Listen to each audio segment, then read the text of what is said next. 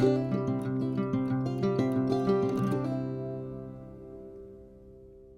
हम डिस्कस करते हैं इंटरप्ट, है ना, जो 8051 में इंटरप्ट।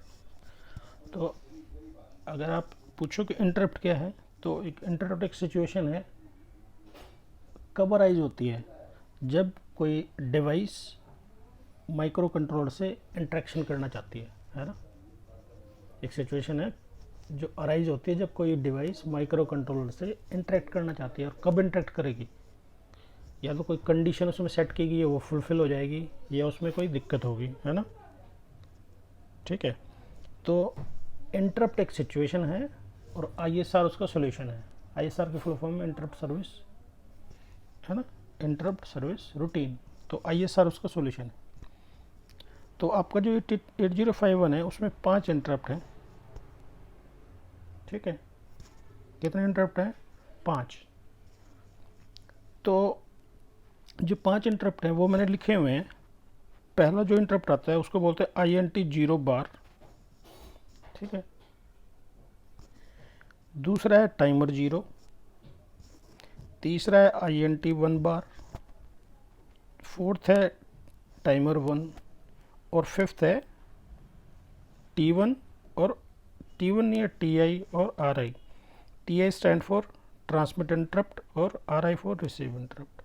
ठीक है, ये तो हो गया आपके 5 इंटरप्ट। ठीक है, अब देखो, जब भी कोई इंटरप्ट आएगा तो आपका जो डिवाइस है वो अपना जो इंटरप्ट है वो कहीं सेव करके रखेगा ना। ऐसे थोड़ी ना कि प्रोसेसर किसी काम में लगा हुआ है, आपका इंटरप्ट आया और कहीं इन्फॉर्मेशन सेव ही ना हुई हो। तो वो जो इंटरप्ट की इन्फॉर्मेशन है जो डिवाइस को हुई है, इंटरप्ट रिक्वायरमेंट हुई है, तो वो कहीं ना कहीं सेव रहती है। वो किसी फ्लैग में सेव रहेगी, है ना। किस में रहेगी? किसी फ्लैग में सेव रहेगी।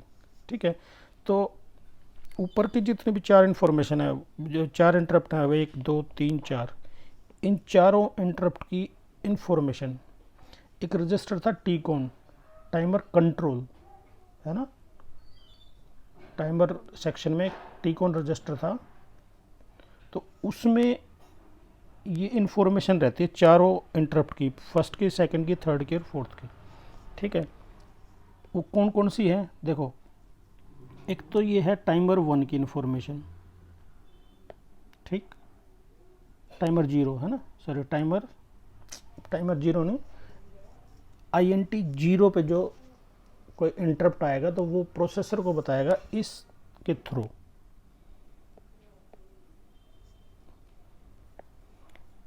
इस फ्लैग के थ्रू बताएगा कि मेरे पास इंटरप्ट आया है, मुझे सर्विस की रिक्वायरमेंट है। ठीक है, फिर आया टाइमर 0। तो टाइमर 0 का कहाँ पे है? ये रहा TF0, ये बिट है, इसको वो हाई करेगा जब उसको सर्विस की ज़रूरत होगी। फिर क्या है? INT बार। ये INT बार के लिए जो एक्सटर्नल पिंस पे जो आ रहा है ना। इसी तरह से टाइमर 1 के लिए टाइमर ओवरफ्लो। ठीक है, TF1। तो ये जो टीकॉन रजिस्टर है इसमें ये सारे बिट हैं जो प्रोसेसर को बताएंगे कि ये जो 4 हैं इन पे इंटरप्ट आया है। ठीक है, आपने उसका पिन आउट डायग्राम देखा होगा 8051 का। तो ये जो INT 0 है और INT 1 बार है, ये पिन्स है, फिजिकल पिन्स। उसका अगर आपको पिन आउट डायग्राम थोड़ा याद हो तो पोर्ट 3 की 2 नंबर पिन और पोर्ट 3 की 3 नंबर पिन, है ना। वो क्या है? INT 0 है और INT 1 है। तो ये हार्डवेयर पिन्स हैं, ठीक है, जिन पे इंटरप्ट आते हैं, याद रहेगा। फिर टाइमर 0 टाइमर सेक्शन में है, टाइमर 1 टाइमर सेक्शन में है। इसके जो फ्लैग हैं, TF0 फ्लैग कहाँ पे है? टीकॉन में है, ये भी टीकॉन में है ना। फिर जो रजिस्टर जो फिफ्थ इंटरप्ट है वो TI और RI, वो दोनों कंबाइन होके एक इंटरप्ट जनरेटर रहता है। ठीक है, कॉमन ISR होता है उनका दोनों का। ये कहाँ से मिलेंगे? ये आपको एसकॉन से मिलेंगे, सीरियल पोर्ट जो कंट्रोल रजिस्टर था। ठीक है, तो उसमें ये बिट आप देख रहे होगे, ये जो बिट है RI है ना, और टी आई। तो जब भी टाइमर ओवरफ्लो होगा, ये टाइमर का नहीं है सॉरी, ये कब आएगा, ये सीरियल पोर्ट का है। तो जब भी सीरियल पोर्ट पे डाटा, जब कंप्लीट डाटा सेंड हो जाएगा तो टी आई विल बी 1, ठीक है। जब कंप्लीट डाटा रिसीव हो जाएगा तो आर आई विल बी 1। तो यहाँ से वो प्रोसेसर चेक करता रहता है कि डाटा उसने जो दिया था पोर्ट को सेंड करने के लिए वो सेंड हो चुका है ना। या यहाँ से चेक कर लेगा कि जो डाटा रिसीव होना है पोर्ट पे वो डाटा रिसीव हो चुका है। ये दो आपको मैंने बताए फ्लैग्स, ठीक है। अब इसमें जितने भी इंटरप्ट्स हैं सारे वेक्टर्ड हैं। वेक्टर्ड मतलब एक पर्टिकुलर किसी एड्रेस पे जाएंगे वो, है ना। तो जब भी वो इंटरप्ट जनरेट होगा तो एक ISR फिक्स रहेगा उसकी सर्विस के लिए, और वो कहाँ पे जाएगा, किसी वेक्टर्ड एड्रेस पे जाएगा। तो जो वेक्टर्ड एड्रेस है वो शुरू होता है 0003H, ठीक है। अगर INT0 पे कोई इंटरप्ट आता है तो उसकी सर्विस के लिए जो प्रोसेसर जाएगा वो इस एड्रेस पे जाएगा 0003H, ठीक है। अगर टाइमर 1 पे आता है तो वो जाएगा 003B। इंटरप्ट INT1 पे आता है तो जाएगा 0013। टाइमर 1 पे 1B, और यहाँ से कोई इंटरप्ट आता है तो वो ISR का जो एड्रेस है वो है 0023, ठीक है। ये वेक्टर्ड है, सारे वेक्टर्ड मैंने आपको बताए, याद रहेगा, ठीक है। ये जो ऊपर के जो 4 इंटरप्ट हैं ये ऑटो क्लियर्ड है, मतलब जब प्रोसेसर उनको सर्विस करने के लिए जाता है तो ये जो फ्लैग्स हैं ऑटो क्लियर्ड हो जाते हैं, ठीक है। ऑटो क्लियर मतलब 0 सेट हो जाएगा वो अपने आप ही, ऑटो क्लियर शुरू के 4 इंटरप्ट, ठीक है। ये क्यों नहीं होता मैं आपको बाद में बताऊंगा, ठीक है। वेक्टर्ड है, ऑटो क्लियर्ड है। अच्छा, अब ये जो एड्रेस है इस और इस एड्रेस के बीच में 8 बाइट का डिफरेंस है, तो 003, इसमें अगर 8 जोड़ोगे तो 8 और 3 11, 11 को आप क्या लिखते हो हेक्साडेसिमल में B, तो 00B, है ना। अब 00B में अगर 00B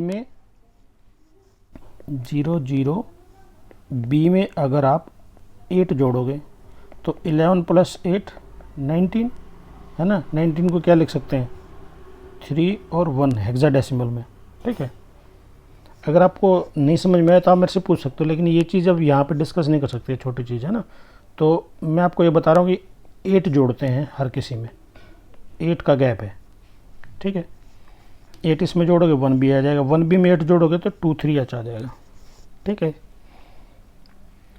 अब बात करते हैं इनमें जो फ्लैग्स हैं, जो आपका इंटरप्ट यूज़ करता है 2 SFRs, 2 SFR हैं उसमें, एक IE है और एक IP है, ठीक है। तो पहले हम IE डिस्कस करते हैं। तो IE की फुल फॉर्म क्या है, इंटरप्ट अनेबल, ठीक है। इंटरप्ट अनेबल बिट एड्रेसेबल है, बाइट एड्रेसेबल भी है ना। बिट एड्रेसेबल का मतलब कि इस तरह से IE.7 IE.0, तो ये जो बिट है आप इनको सेट या रीसेट कर सकते हो, एक एक बिट को भी, है ना।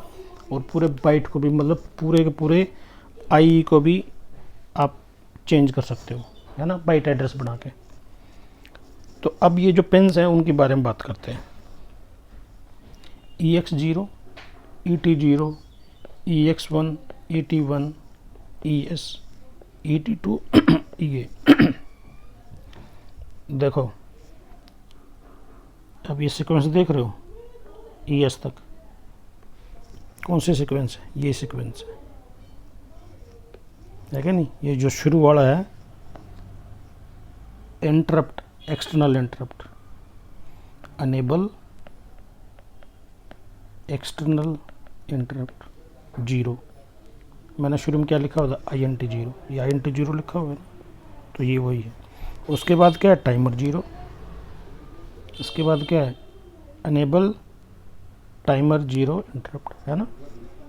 इसी तरह से सिमिलर फैशन में क्या है अनेबल एक्सटर्नल इंटरप्ट 1 है ना, ये टाइमर 1, फिर क्या आता है सीरियल पोर्ट, तो एनेबल सीरियल पोर्ट। ठीक है, ये सीक्वेंस है, तो वो अगर आपको याद होगी तो ये भी याद हो जाएगी, कोई दिक्कत नहीं है इसमें।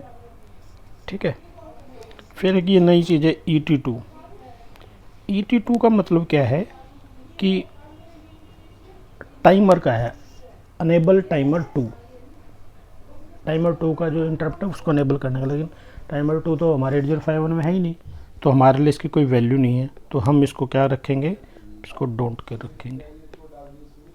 ठीक है, ये जो 6 बिट है ये भी खाली है, तो इसको डोंट के रखेंगे। लास्ट बिट है EA। इसका मतलब क्या है, enable all interrupt. Enable all interrupt, इसका मतलब क्या है कि अगर आप इसको 1 करोगे, अगर ये आप इसको 1 कर दो तो सारे इंटरप्ट अनेबल रहेंगे। ठीक है, अनेबल इसका मतलब क्या है कि आप उनको डिसेबल भी कर सकते हो, एक बार एक एक करके अनेबल भी कर सकते हो। तो प्रोसेसर की तरफ से आप उनको सबको अनेबल डिसेबल कर सकते हो, फ्री हो आप। ठीक है, अगर ये आपने 1 कर दिया, अनेबल कर दिया, ठीक है, तो आप कोई भी जितने भी आप ये हमारे पास इंटरप्ट बचे हुए हैं, सीरियल पोर्ट का हो गया, टाइमर 1 का हो गया, INT1 का हो गया, टाइमर 0 का हो गया, INT0 का हो गया, आप इनको अनेबल डिसेबल कर सकते हो, आपका इनके ऊपर कंट्रोल है। लेकिन अगर ये 0 हो गया तो आप ये जो बाकी 5 इंटरप्ट थे आप इनको अनेबल करो डिसेबल करो, कोई फ़र्क नहीं पड़ेगा, वो सारे डिसेबल ही रहेंगे। ठीक है कि नहीं है, तो ये बिट कंट्रोल करती है कि इंटरप्ट अनेबल करने के डिसेबल करने हैं। ठीक है, अब इसका यूज़ क्या है, तो बेसिकली क्या होता है, जब आपका प्रोसेसर या माइक्रो कंट्रोल जब ISR पे जाता है, सर्विस करने जाता है इंटरप्ट की, तो उस टाइम वो बाकी जो इंटरप्ट है उनको डिसेबल कर देता है। ठीक है, जब वो किसी इंटरप्ट को सर्विस कर रहा होता है तो बाकी इंटरप्ट को वो डिसेबल करके जाता है। ठीक है, और जब वापस रिटर्न आता है तो हम वहाँ पे रेट आई लिखते हैं, रिटर्न, है ना। रिटर्न जब हम करते हैं तो रिटर्न के बाद अनेबल ऑल इंटरप्ट होता है, रेट आई लिखते हैं हम ISR के बैक में हम। ठीक है, जब ISR से वापस आते हैं, है ना, तो उस टाइम क्या करता है, जब उसको डिसेबल करना होता है तो EA को वो क्या करेगा, ये जो EA है इसको वो 0 कर देगा, तो डिसेबल ऑल इंटरप्ट। ठीक है, इस चीज़ का वहाँ पे यूज़ है। तो ये हो गया आपका IE इंटरप्ट अनेबल SFR, है ना। उसके बाद दूसरा SFR है इसमें IP। IP क्या है, इंटरप्ट प्रायोरिटी। इंटरप्ट प्रायोरिटी, आप प्रायोरिटी सेट करनी पड़ेगी कि किसकी प्रायोरिटी आपको ज़्यादा रखनी है ना। अब इसमें भी वही है, PX 0, INT 0 की प्रायोरिटी, टाइमर 0 की प्रायोरिटी, फिर उसके बाद, ठीक है कि नहीं, वो जो सारे सीक्वेंस मैंने पहले लिखी थी वो सीक्वेंस इसलिए लिखी हुई है, अगर वो आपको याद होगी तो IE एड्रेस में भी आप बिट्स आराम से लिख सकते हो, IP में भी आसानी से लिख सकते हो। ठीक है, वही सीक्वेंस है। देखो आप टाइमर 0 हो गया, सीरियल पोर्ट हो गया, टाइमर 2 हो गया, और ये डोंट केयर है, 2 कंडीशन। ठीक है, हमारा जो 8051 है उसमें 2 प्रायोरिटी है सिर्फ, एक हाई प्रायोरिटी है, एक लो प्रायोरिटी है। ठीक है, अब जब भी प्रायोरिटी के बीच में क्लैश होगा, सपोज मैंने क्या किया कि मैंने इसकी प्रायोरिटी 1 कर दी, इसकी 0, इसकी 0, इसकी 1, इसकी 0। ठीक है, तो इसका मतलब क्या है कि जब सीरियल पोर्ट का इंटरप्ट अकर होगा और टाइमर 0 का अकर होगा, है ना, तो कई बार क्या होगा कि दोनों भी तो इकट्ठे हो सकते हैं ना, तो दोनों अगर इकट्ठे होते हैं उस सिचुएशन को बोलते हैं क्लैशिंग, कि क्लैश हो गया इंटरप्ट। तो उस टाइम क्या होगा, उस टाइम जो सीक्वेंस, ये डिफ़ॉल्ट सीक्वेंस है, ये डिफ़ॉल्ट सीक्वेंस है, ये डिफ़ॉल्ट सीक्वेंस फॉलो करनी पड़ेगी। डिफ़ॉल्ट सीक्वेंस में क्या कहता है कि आपकी इसका सीक्वेंस, टाइमर 0 का सीक्वेंस पहले आता है, तो ये सर्विस होगा पहले, सर्विस फर्स्ट। ठीक है, सीरियल पोर्ट सर्विस्ड, देन तब सीरियल पोर्ट सर्विस होगा। ठीक है, समझ गए। तो अगर क्लैशिंग है तो फिर वो जो शुरू में जो सीक्वेंस लिखी है वो डिफ़ॉल्ट सीक्वेंस यूज होती है, ठीक है। नहीं तो दो चीज़ें हैं, या तो हाई होगा या लो रहेगा, और हाई लो अगर चीज़ें होती है तो फिर हाई वाला सर्विस फर्स्ट करेंगे, है ना। अब बात करते हैं वे जो दो फ्लैग थे, ये TI और RI, है ना, ये ऑटो क्लियर क्यों नहीं है? Auto clear why not auto cleared. ये ऑटो क्लियर इसलिए नहीं है क्योंकि TI जब आएगा तो इसका ISR अलग होगा, RI आएगा तो इसका ISR अलग होगा, है ना, ठीक है। और दोनों का एड्रेस है 0023H, तो चाहे TI आएगा तो भी वो 0023H पे जाएगा, RI आएगा जो भी 0023H पे जाएगा, ठीक है कि नहीं है। तो अगर ये ऑटो क्लियर होंगे, if auto clear, then how the programmer comes to know the